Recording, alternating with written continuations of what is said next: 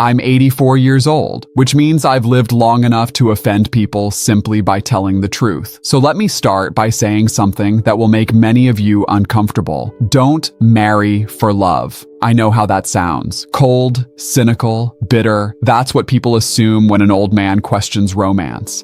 But I'm not bitter, I'm precise. What love promised us.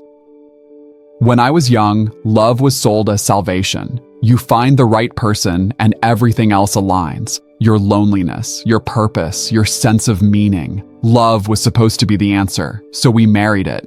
We wrapped our entire future around a feeling that was never designed to carry that weight. Love is real, but it's not stable.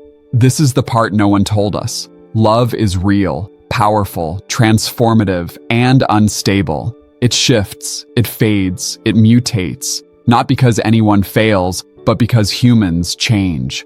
And when you build a life on something that changes faster than you do, the structure eventually cracks. Why I'm saying this at 84. I'm not saying this because my marriage failed. I'm saying this because it lasted long enough for illusions to collapse quietly, long enough for affection to turn into coordination, long enough to see that love alone doesn't protect you from resentment, boredom, or regret. We confused intensity with foundation. Most people don't marry love. They marry chemistry, urgency, desire, that feeling of being chosen. And chemistry is intoxicating, but it's not structural. You can't build a lifetime on adrenaline. What we were actually afraid of. We weren't chasing love. We were running from solitude. Marriage became a solution to fear. Fear of being alone. Fear of being ordinary. Fear of having no witness to our lives. So we clung and called it romance. The first cracks don't look like cracks. They look like compromises, small ones, silences you justify, needs you minimize, questions you postpone. You tell yourself this is maturity. It's not. It's avoidance wearing a respectable suit. I loved my wife, and that wasn't enough. This is important.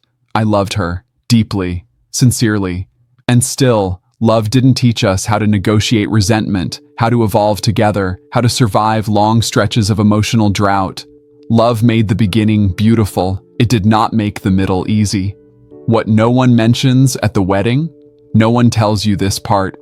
One day, you will wake up next to someone who has changed, and so have you. And love will not explain who should adapt. That's when most marriages quietly begin to decay.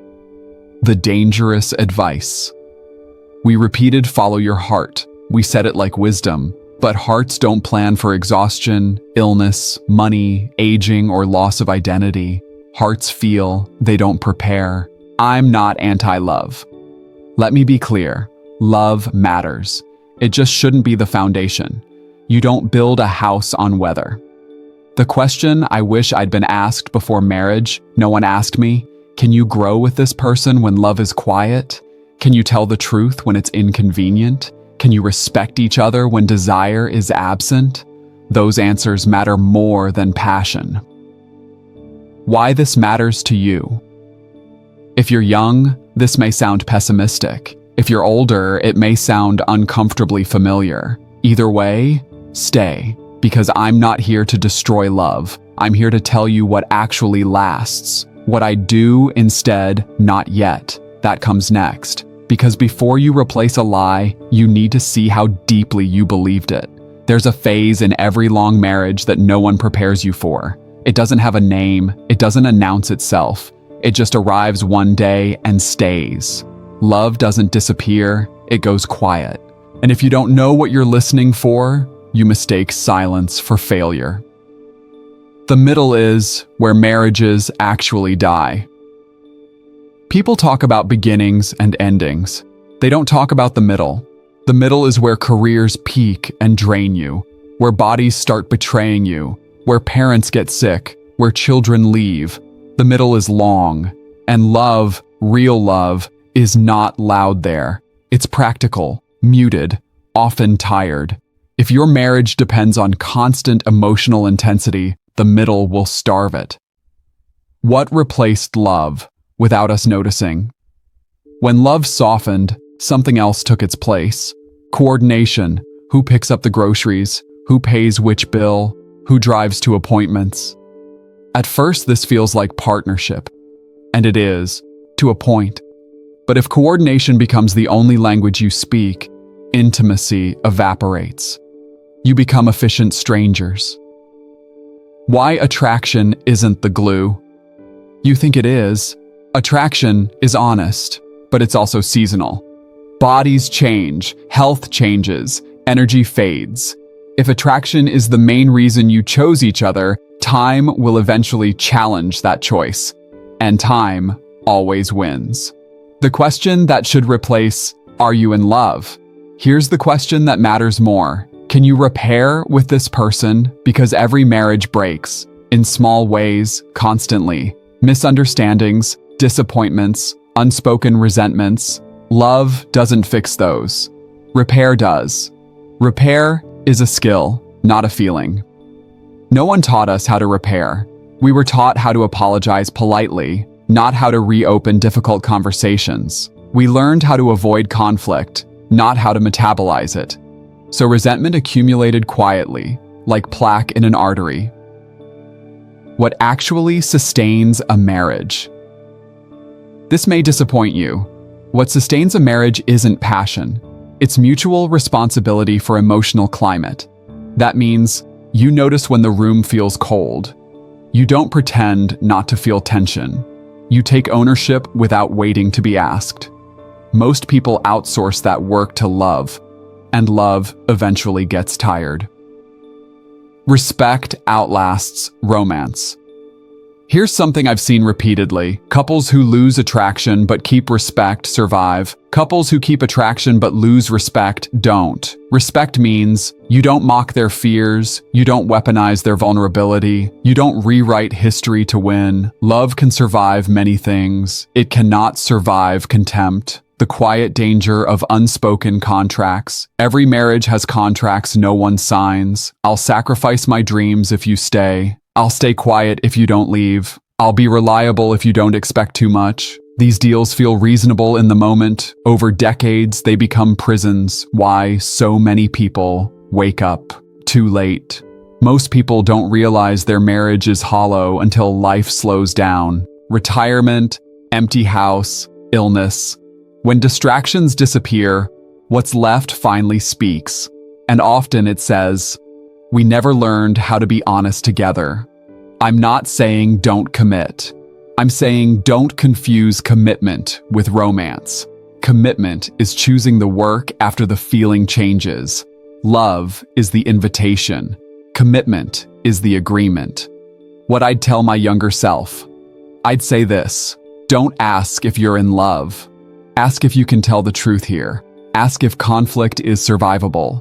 Ask if silence is safe. Those answers age better than butterflies. If this makes you uncomfortable, good.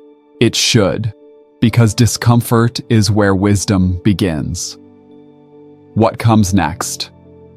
Now that we've stripped away the fantasy, we can talk about what to build instead. Not cynicism, not fear, something sturdier. If you don't marry for love, what do you marry for? That question makes people nervous, because they think the alternative is coldness, calculation, settling. It's not. It's clarity. Marry for how conflict is handled. This matters more than affection, because conflict is inevitable. Affection is not. Ask yourself this, and be brutally honest. When something goes wrong, do you feel safe speaking, or do you instinctively retreat? A marriage doesn't collapse from arguments. It collapses from unrepaired moments. You don't need someone who agrees with you. You need someone who stays present when things get uncomfortable. Marry someone who can sit with discomfort. Life will humiliate both of you. Illness, aging, failure, loss of relevance. If one of you copes by denial, distraction, or blame, the other will carry the weight alone.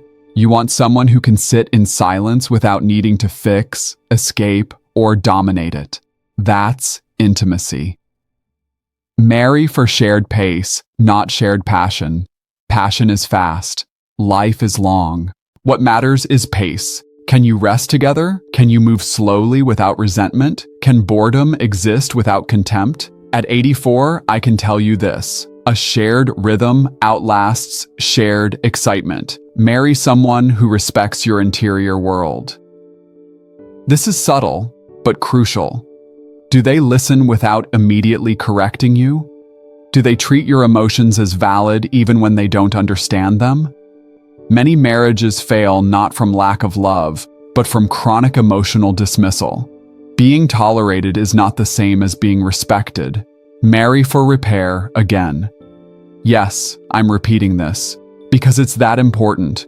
Watch how they apologize. Watch how they forgive. Watch how long resentment lasts. Love without repair turns poisonous. Marry someone who can grow without leaving you behind. People change. You will change. The danger isn't change. It's divergence without communication. Ask yourself, when they evolve, do they invite you along, or do they make you feel like an obstacle? Growth should widen the relationship, not threaten it. Marry for how power is shared. Power doesn't disappear in love. It just hides. Who makes decisions? Who sacrifices more? Whose needs get labeled unreasonable? Unequal power quietly rots connection. Marry someone who can be alone. This one surprises people. If someone cannot be alone, they will eventually use you to avoid themselves, and that's exhausting. You want a partner, not a refuge. What love actually becomes. Here's the irony. If you marry for these things, love often follows. Deeper, quieter, more durable. Not the kind that burns, the kind that warms. The mistake we made. We married for how someone made us feel. We should have married for how we could be together. Those are not the same. This is why so many long marriages feel empty. They were built on feeling, not function, on romance, not resilience. They survived, but they didn't breathe. If you're already married, this isn't an indictment. It's an invitation. You can still build these foundations. Late doesn't mean impossible. If you're young, please hear this from someone with no illusions left. Butterflies don't carry you through chemo, or grief, or the loss of identity. Character does. What remains love is beautiful. Just don't make it do a job it can't sustain. At 84, people expect conclusions. They want summaries, lessons neatly wrapped, something they can quote and feel wiser for having heard. Life doesn't work that way. What it gives you, if you're lucky, is clarity without comfort. And that's what I have now. What I would undo. If I could, I would undo my silence. Not the arguments, not the mistakes, not even the marriage. I would undo the years I spent believing that keeping the peace was the same as keeping the truth. It's not. Peace built on silence is just delayed conflict. And delayed conflict doesn't disappear. It fossilizes. The cost of being easy to live with. I was proud of being low maintenance. I didn't ask for much, didn't complain, didn't disrupt. I thought that made me mature. What it made me was unknowable. And when you are unknowable, you are not fully loved. You are simply accommodated. The tragedy. No one names here is the quiet tragedy of many long marriages. Two decent people, doing their best, slowly becoming strangers, not from malice, from neglect of the interior world. They manage a life together without ever meeting again. What love couldn't do, love couldn't teach us how to speak when we were afraid. Love couldn't teach us how to renegotiate identity as we aged. Love couldn't tell us when endurance had crossed into self-betrayal. We expected it to. That was unfair to love. What actually heals? Regret. Regret doesn't heal by explaining itself. It heals by being used. I use mine now as guidance. When something feels heavy in my chest, I listen. When I want to withdraw, I pause. When I feel the urge to be agreeable at my own expense, I resist it. That's the gift regret gives you, if you let it. I no longer romanticize sacrifice. Sacrifice is meaningful when it's chosen consciously, not when it's automatic, not when it's demanded by habit or fear. I sacrificed parts of myself I didn't need to lose, and no one asked me to. That's an important distinction.